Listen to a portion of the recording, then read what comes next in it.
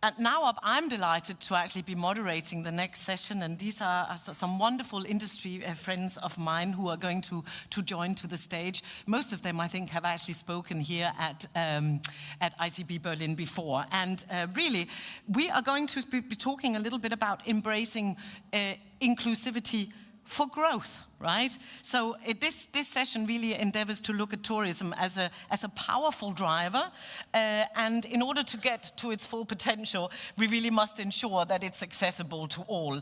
And I think we spoke in our catch-up call a couple of weeks ago that inclusivity is often seen as an added effort, if you like, rather than a business imperative. Well, that's a big, big mistake. So this is what we're going to dive into, and also talk about some really, really great examples of how these three wonderful people are addressing the challenges that we are faced with. So I will, without any further ado, invite my panel to the stage. I have, first of all, Olaf Schlieper of the German National Tourist Board. Please, Olaf, come and take a seat.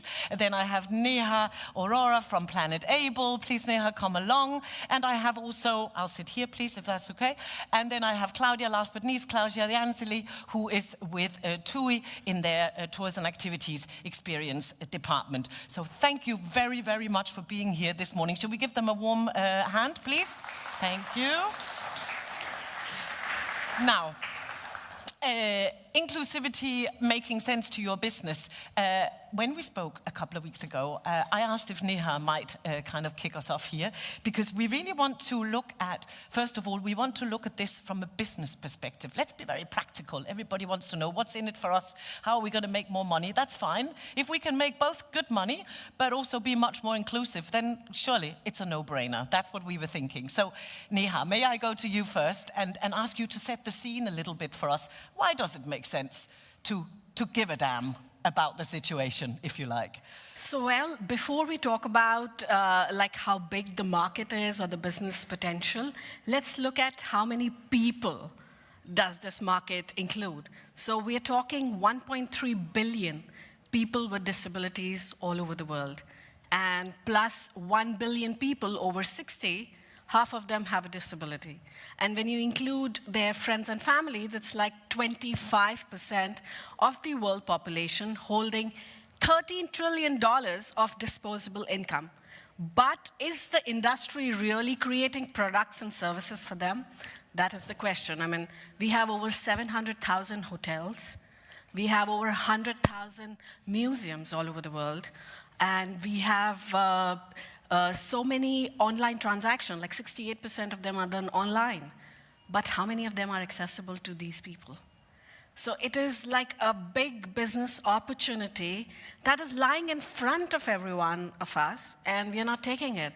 I mean, when I started, almost more than 9 years ago, I was myself not convinced whether it could be a big business potential.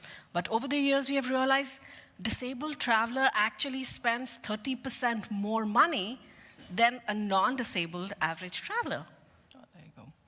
So it's like if you are being inclusive and accessible, you are actually tapping into 30% more money and revenue for your business. Absolutely. And Olaf, I see that you are nodding away there. Do you have maybe some insight that you could share around this area as well? Yes, definitely. We also emphasize this, that there's a huge business potential because travelers with disability normally do not travel alone. They are having carers, friends, family, school groups, choirs, sports teams, whatever, traveling together with them, and they're having a hard job planning this trip because you have special needs, you know, and that's why people with disability often stick to a destination or to a tourism project. The travel planning process was quite more complicated than for a normal traveler, but if you are satisfied, you may come back. You know, you have satisfied travelers, and the word of mouth, I think, in this target group is quite well. They were good connected and give advice to each other. Well, this worked well, and do not go there, you know. So it's a reputation thing on the other hand, and it's good business because they're not traveling alone normally. Yeah. I think this maybe leads us very nicely into one of the initiatives, Claudia, that you're involved with. We spoke a little about the touring, the tour guiding Experiences or Academy, as it's called, which I think is led by Women in Travel, which is an organization where you serve as a director. This helps really sort of put together meaningful experiences for all sorts of travelers. Can you sort of tell us a little bit more, please? Yeah, so Tour Guiding Academy is a program of social enterprise Women in Travel that I've been involved now for several years as a business mentor, where they... Just a second. We don't want to miss this, so we might give you some added It seems like equipment. Since the get-go, I had problems with the mic. Yeah, so it's a program that trains, mentors, and supports women from difficult and different background, how to become guide storytellers, and how to tell their story and turn their story into an experience, into a viable and commercial tour. As I said, this program started just after COVID, where we were all searching for a meaningful connection and something positive. And we really wanted to support the women that were really affected by COVID to find a way how to support themselves, how to become micro-entrepreneurs. And this particular program teaches women about tourism and travel industry. Usually they are coming from a background that never had access to tourism or have no idea about tourism industry. We teach them how to really create stories, how to turn their story into a viable tour itinerary, how to market the tour, what makes it a great tour guide, storyteller, and at the end support them to really sell this particular tour. And I have to say that from perspective of me being employed by TUI in tourism, travel and tourism sector, from the get-go, when I joined, the inclusivity really comes from within the company, that champions, that gives me the loyalty, the belonging that I am able then to support social enterprise like Women in Travel and support women to enter this great industry, travel industry. Fantastic. Yes, it's all about a lot of things, but it is certainly about also working out, how you best give something back. I mentor myself and have mentored younger women for a number of years, and now I only mentor younger men because I think that that's where maybe the shift will happen, as it were, or at least we can help each other in the right direction.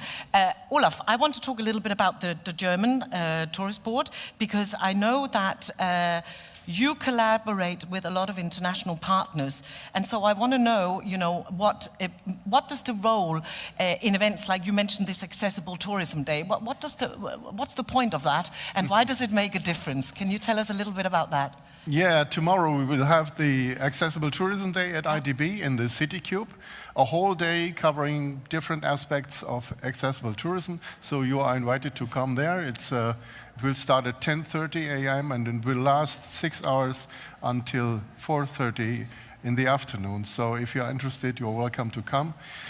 It's the 13th Accessible Tourism Day. That means for 13 years we are addressing this topic. And in a way, we are still talking about the same stuff. Mm-hmm.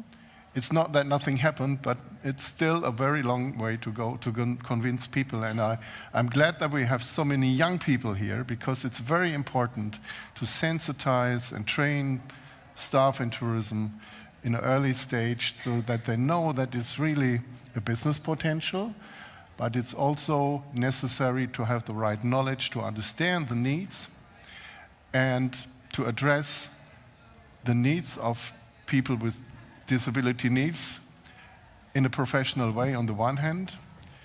That means you have to train the staff on all levels, decision makers as well as people working at the reception, wherever. They all should know about the needs of wheelchair users, deaf people, blind people, people with allergies, Do you think I'm disabled? I mean, I came from Hub 27 all the way through different halls. I could walk, I could see everything, I could hear everything. But do you think I have a disability? No. Yes, There you go. several. I use glasses. Without my glasses, I wouldn't have made it easily. I couldn't drive a car. I have allergies. I really have to think about what I eat. And I have a skin problem. I can't expose my skin to sunlight for a long time.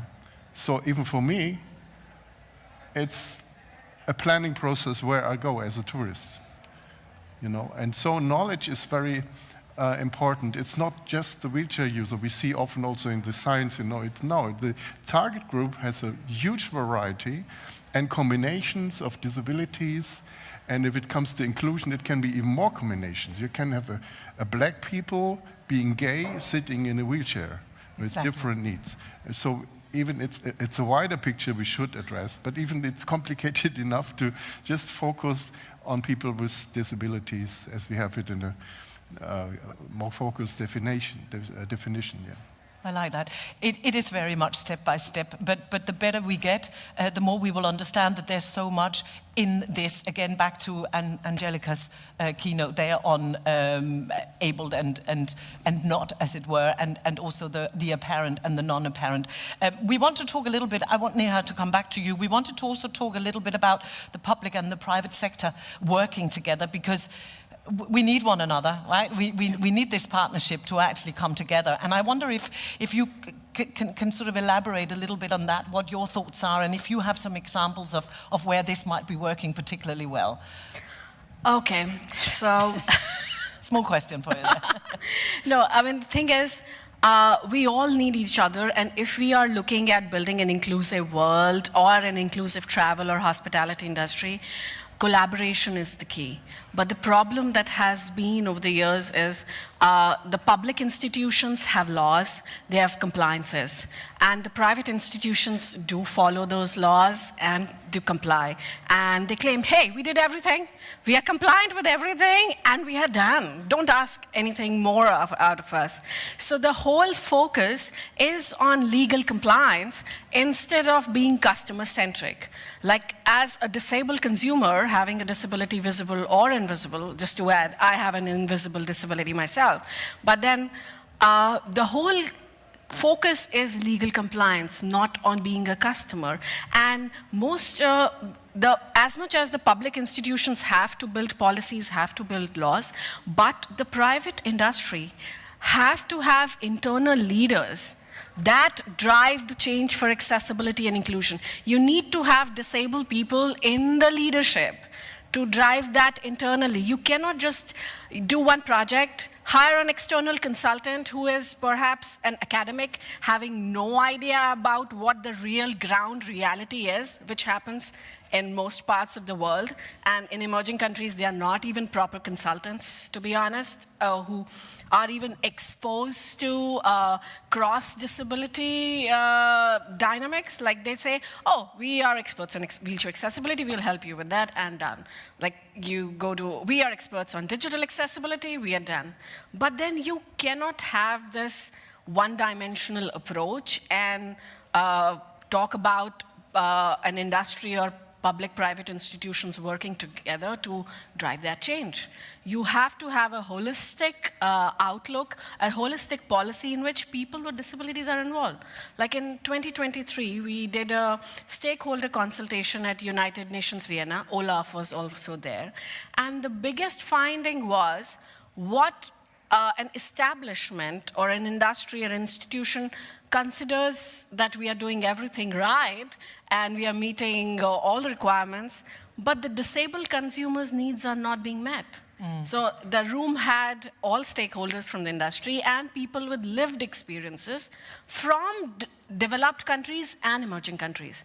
Yeah. You need to also understand, if we are looking at a global level, the dynamics of developed and emerging countries are very different. The challenges and the solutions, they are all very different. And if we are looking at these partnerships and collaborations and focusing on building an industry, we need to work together, learn from each other. There are good things in both types, and drive it internally. I mean, absolutely. until and unless, like, also intersectionality. You cannot just say, oh, this person, we focus on women at the moment, we focus on LGBTQ plus at the moment, or we focus on disability at the moment, or we focus on race. There could be one person having all of these and more. Yeah, exactly. So there's some fantastic insights there. Well, both Olaf and Claudia were nodding away. I wonder if, Claudia, you might have some examples of partnerships between the sort of private sector. I really support what you're saying, that change happens from within the company, within individual, as us, as employees, as leaders. And great example from the TUI world and TUI group is actually TUI Academy. I think Academy exists since the beginning of TUI, particularly in their main source markets in Germany and UK. But what I feel they did a great job going forward in the last few years is they introduced the academy in the developing world, in the countries that not necessarily knows about TUI, or it's not TUI-centric in terms of the customer. So we're looking at Vietnam, we're looking at Dominican Republic, we're looking at Zanzibar, you know, African countries, where together with the public sector, NGOs, tourism boards, they get together to find communities that would not necessarily have the possibility of the education or have the possibility to enter the travel industry. And where the great outcome of this is that graduates have the possibility to be employed by TUI or be employed by their partners, suppliers, or even start their own company as entrepreneurs. So not championing, you know, in our Western world that we have all these opportunities, but really looking beyond where maybe not necessary as a company you have commercial benefits at the beginning. Yeah, that's absolutely key to moving that needle. Back to you, Olaf, and we were talking about the day again tomorrow that you're going to be hosting. You are representing are you public sector? Yes. That would be you. Thank God I got that right. But anyway, so tell us a little bit about some of the partnerships that you are seeing shaping or that you might be personally also involved with as far as the German National Tourist Board is concerned. Yeah, developing accessibility in a destination is a long way because you need a network of partners, suppliers, destination management, politicians supporting you. It took us years to have this knowledge on all levels, but now, you know, in Germany we don't have a national tourist board being responsible inside Germany. Tourism is separated on the shoulders of 16 federal states. Yeah, of course. And so now, after many years, every federal state has at least one person being in charge of accessibility, full-time. And this helps a lot to develop accessible products and to promote them together, to go together on fairs or exhibitions or congresses like the Destination for All Congress, which will take part in Turin in Italy in October. So if you're interested, we will be one of the major supporters of this event, and we will come with delegates from the German regions and suppliers to be there and to give answers, to inform about accessible tourism products in Germany. But you know, at this Accessible Tourism Day a couple of years ago, you will know him, we had Christopher Patnaud from Google. And he told us the story of Google if it comes to accessibility, starting with this one guy being in charge of accessibility, and then they spread it out through the whole company, do regular training to sensitize the staff. And the same happened to our company and organization. We did a lot of training. According to being a public-funded organization, we have to follow strict rules. We have to be accessible for years now if it comes to legislation. But we had some surprising moments. For example, the people being in charge of digital communication said, well, everything okay, our website is accessible. And I said, hey, yeah, okay, maybe, but we have questionnaires, we have newsletters, we have invitation software, we have chatbots, we have AI systems. We have augmented reality, mixed reality, virtual reality systems. Are they accessible as well? And we had an expert in the house to check everything, and of course not, you know. So we had to improve the channels, and we learned that we lost audience because the programming was not proper. And now, I hope everything is accessible for everybody. But that took us years to understand the need to look at all your channels, even the analog advertisement, like normal posters and roll-ups and so. Are the contrasts okay? Is the size of the letters okay? Yeah, yeah. And so on. So you have to focus on that on a broad perspective. You have to sensitize your staff, train your staff, perhaps get experts in the house, and please develop your products and services together with the target group. Nothing for us without us. You know, so we ask wheelchair users and blind and deaf people, is this virtual reality solution okay, or do we have to adjust things, or the website, or even the fam trip, you know? Is it accessible? Where can we improve, you know? It's a steady process, and with young people coming in the company, we always have to start again the training and to keep this flame burning, you know. Yeah. So by looking at our own organizations first and foremost, hopefully, we should be able to actually look at how we bring that across the line into the offering to any of our travelers out there. I want to go off script a little bit because I'm enjoying this a lot, so sorry about that, but here we go. The training part of it, I just want to hear the ladies as well here, because I know you're involved in your individual initiatives, but also in general. How do you actually see that needle moving? Because I don't know. I am struggling to see that we're doing this at any great speed. But maybe you can bring some positives to this bit of it, and maybe some suggestions. Sure. I mean, so what we have seen over the years is a severe lack of training, and even the willingness to do that training is the problem, and even to invest in that training. And over the years, whatever trainings that have existed in a very, again, like a single-dimensional model, like one disability focus, or it is only about built environment accessibility, the buildings, or it is only about digital accessibility, your websites and mobile apps. That's about it.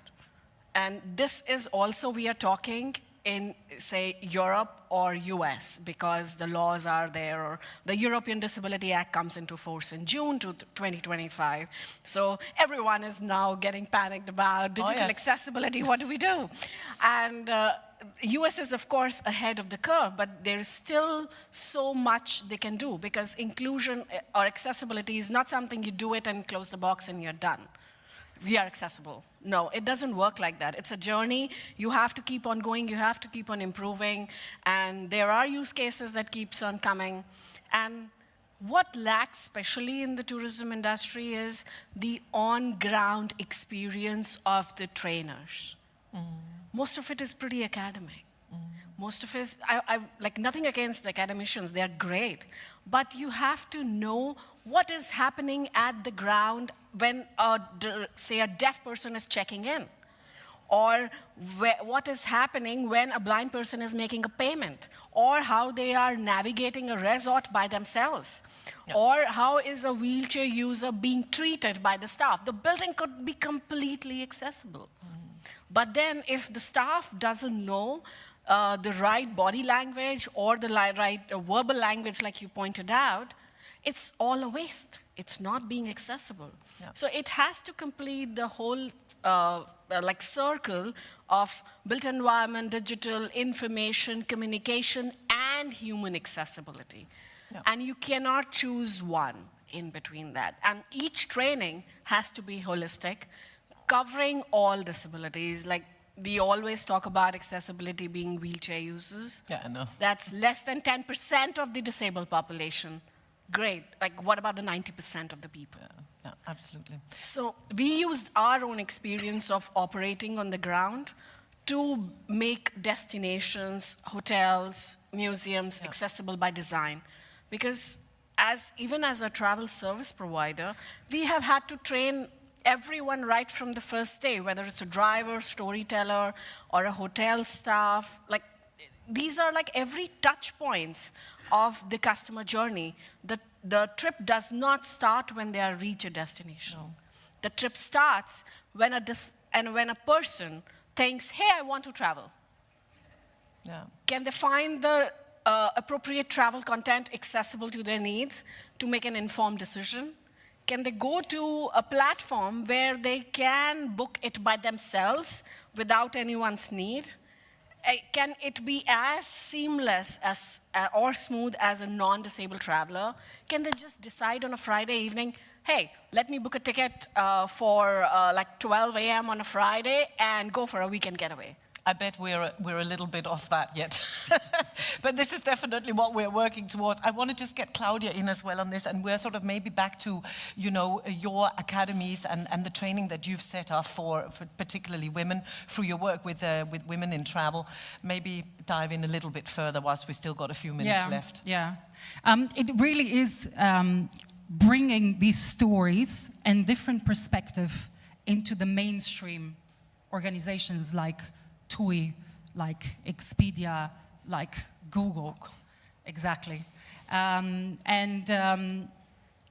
Just to give you some examples, in London, where we run these trainings and cohorts, usually there are women that are coming from different heritage. As you know, London is a very multicultural destination, and we have woman coming from Ethiopia, where she speaks about how she immersed into the community and how she's bringing her community. Ethiopian community, and sorry, I just lost my thought. That's okay. But really, basically what I'm saying is that for mainstream companies like TUI to partner with social enterprises or big media companies like National Geographic, where they're bringing, you know, going into the destination, storytelling to mainstream customers, especially in the sun and beach destinations, where usually TUI customer goes and, you know, enjoys the sea, enjoys the food, but they don't immerse themselves into the local community. So, for example, in Antalya, there is a tour that is built together with National Geographic in TUI that goes into the nomadic lifestyle and going beyond what Antalya represent as a sun and beach destination. Apologies of losing my thought. We totally got it, and it's a wonderful initiative, may I just say. And yeah, please keep it up. Please keep up the good work there. We are sort of slowly beginning to wrap up, because of course we've got other panels and other keynotes to invite to the stage as well. But as we wrap up, rather than sort of say, the bigger question, what organizational changes should an organization do? Because they are very long answers, and we wouldn't do it justice if we just spent 1 second on it. But can I ask you maybe to give our audience a couple of things that they could maybe just go back and start implementing tomorrow? Is that too much to ask of you? No, I think not. Olaf, what should our audience go and do that they're not already, if they're not already doing it tomorrow? A couple of things will do. Yeah, first of all, there is legislation which may force you to be accessible, okay. Especially in Germany and in Europe. So it's really time to act, and there's lots of information available about the target group, and just be curious, take them as a business potential, understand that there's a huge crowd of people which can be addressed, and as Nea said, can bring up to 30% more revenue. So I think you are sensitized now, and try to get information, because you have to have knowledge to create the appropriate products, and then you may have new customers and satisfied customers. Great. Neha, quick one from you. Okay, I'll just give you two, like a couple of actionable things. Add alt text to the images that you post on social media. Like this, everyone is on social media. This is the first thing you can do. Any image you post, add an alt text. ChatGPT can help you with that too. You don't have to write it yourself. Second, you can just add captions to all the videos that you post online so that people who are deaf can also understand what you're saying. By the way, if you don't know, the alt text was for blind users because they also use the internet, if you don't know, just like all of us here. Their iPhones, iPads. So my dad is blind, is a hearing impairment, and he uses iPad, Alexa, iPhone more than I do, to be honest. But then you have, is the content accessible for them is the question. So these two things you can start with. Thank you. And the last, one more thing. Yeah, just one line, just food for thought. So when you create things or products or services for disabled people, which are accessible for them, you are not creating accessibility only for them. You're creating a better experience for your non-disabled consumers as well. A lot of things that you use every day, your keyboard, your electric toothbrush, your automated gates, were all inventions for blind people. Inventions for people with disabilities, sorry. Thank you so much. Keep that in mind and just see who are you excluding in your daily life. That is very, very good advice. Back to what you said about giving yourself as an example earlier. I'm going to try and do that a bit more. Claudia, last but not least, darling. Quick one. As individual, I think everything starts with us as individual. It doesn't matter where you work. As individual, if you don't see the change, the inclusivity within your organization, look outside. We don't have to just do what the organization and a company tells us to do. Look outside and partner with a social enterprise like Women in Travel or an NGO or whatever is close to your heart in terms of the cause, and sign up as a mentor, sign up as a volunteer, and start talking about it within your team meetings, within your all hands, and slowly create a change from within yourself, within bringing into the organization, and you will see that change then happen on a wider scale. Thank you. Very, very great insight. Wonderful to have you here. Give them a hand. Claudia, Neha, and Olaf, thank you very, very, very much. Okay, we need to stand up.